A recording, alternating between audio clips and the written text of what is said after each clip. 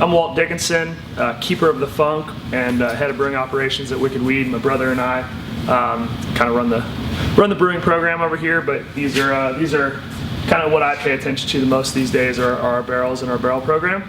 This is the Funktorium, so if you haven't had a chance to come down, come check it out. We've got about 600 barrels in here and a bunch of sour beer on tap. So we're putting out Divergence, which is kind of a second rendition of a beer we did at the pub, but this time we decided to kind of up it a little bit. And what it is it's a sour porter aged in fresh bourbon barrels.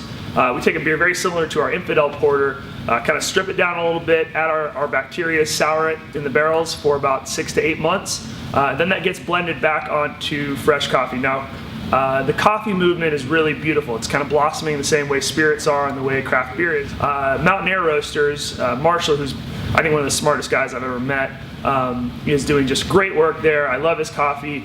We worked with him several times, so this was a specific project that we thought would pair well with the brightness and the acidity of kind of the modern coffee movement and what we can achieve with our sour beers. We felt that taking a sour beer and blending it with a nice bright coffee would work really well. So what we used was a dry process conga coffee, and the difference with a dry process is instead of traditional wet steeping, it's dry process, so the natural moisture within the coffee does the fermentation of the coffee.